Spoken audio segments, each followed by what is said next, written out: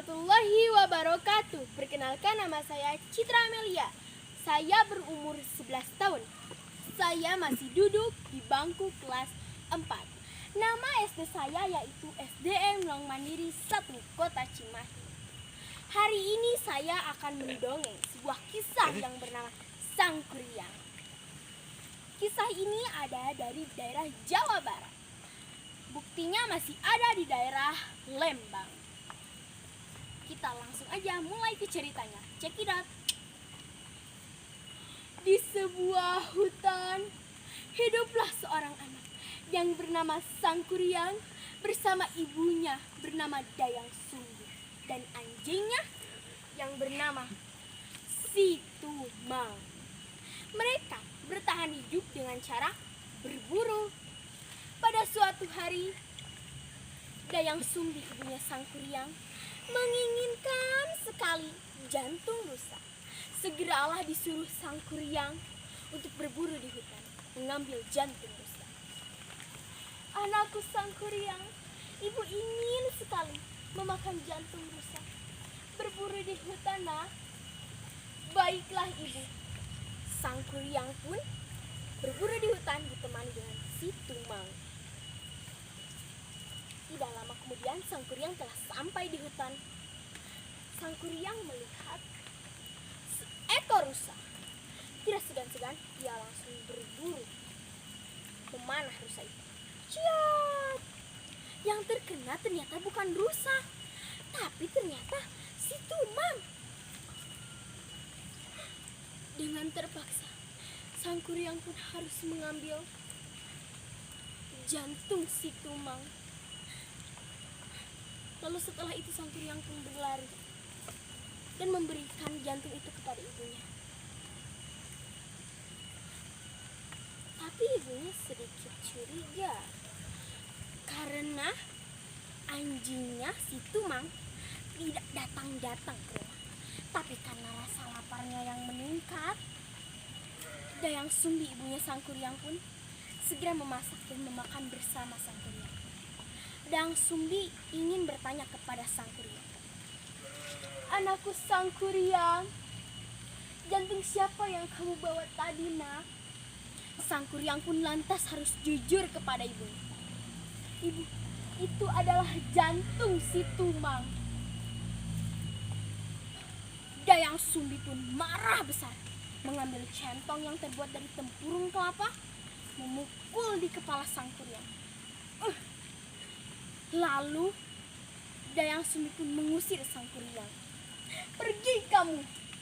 Karena Sang Kuryang merasa ketakutan dan juga kesakitan, Sang Kuryang pun pergi. Beberapa tahun kemudian, Sang Kuryang pun tumbuh dewasa menjadi pemuda yang tampan, kuat, gagah. Pada suatu hari, Sang Kuryang ingin sekali berburu. Ia pun berjalan. Ia tidak menyadari bahwa ia telah sampai di arah barat. Sang Kuryang melihat seorang gadis yang cantik sekali. Yang ternyata gadis cantik itu adalah ibunya sendiri, Dayang Sumbi. Namun mereka berdua tidak menyadari bahwa gadis cantik itu adalah ibunya Dayang Sumbi dan kesatria tampan itu adalah Sang Kuryang. Mereka pun berkasih mesra hingga akhirnya Sang Kuryang pun tidur di pangkuan Dayang Sumbi.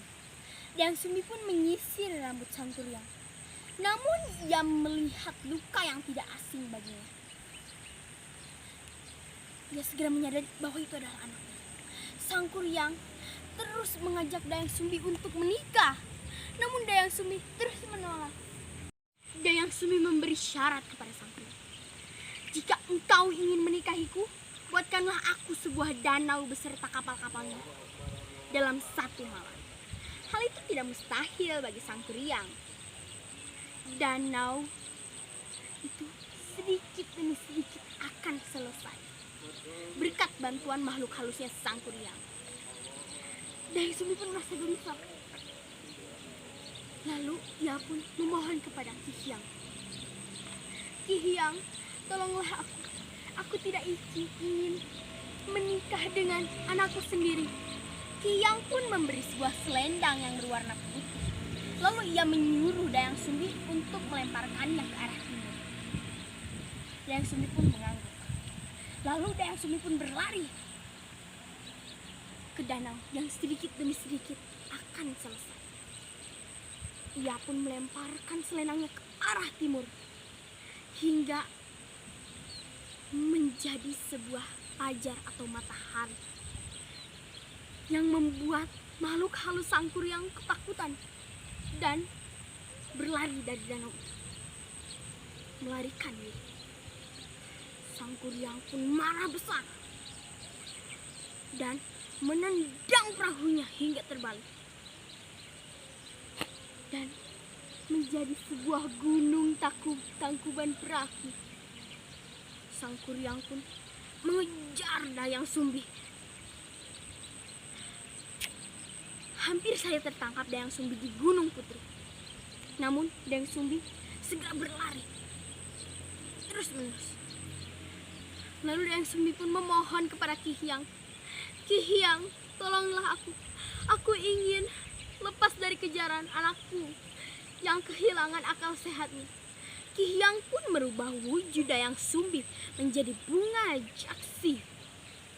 Sangkuriang pun sampai di ujung gunung dan menghilang begitu saja, goib, atau bisa disebut dengan Ngahiang.